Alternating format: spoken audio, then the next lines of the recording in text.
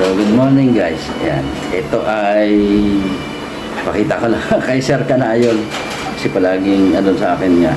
Kasi para nagtatagal kasi sa akin dahil dun sa nagpalit na ako ng valve at saka yung spring niya.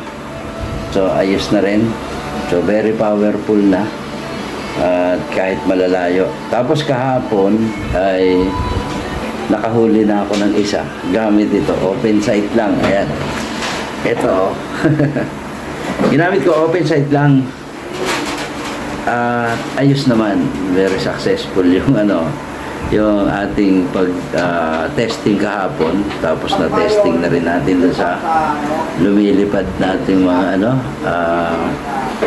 na dumadapo. Ayan, ito naman laglag naman. Kaya ako mismo dito na testing ko, very accurate kahit dun sa malalayo na kaya nung mata ko 10 meters to 15 meters. Kaya lang siyempre doon hindi ko na rin kita kung saan siya tumatama. Pero ang tinatarget ko is yung mga puno na at least ganito kataba.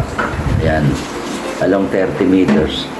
Naririnig ko sa pool naman. Hindi, kaya lang, siyempre, hindi natin kagaya ng the scope. Merong scope na Pero, tingin ko, accurate to. Kasi sa ganung kalayo, tapos ganito lang kataba na sanga ng puno, shoot siya, tumatama siya.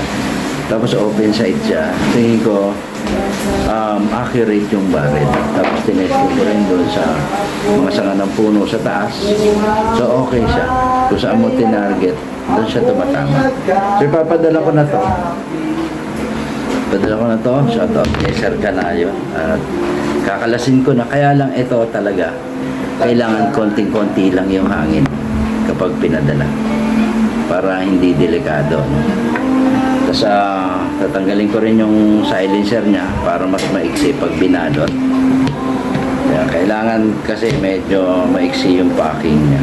Kasi higpitan tayo kapag tayo. Yan, 2 cocks ang ginagamit. Pero later 2 cocks talaga para mas malakas, and 1 cock okay na rin. So ngayon, pero dati hindi talaga obre yung 1 So ngayon okay na to. Ibabalot ko na para maipadala na. Kaya kontakin ko rin si Sir para mahal yung shipping ngayon. Grabe. Mahal yung shipping kasi nagtaas yung natin, fuel. Kaya hingi ako ng tulong na rin kay Sir Canayol.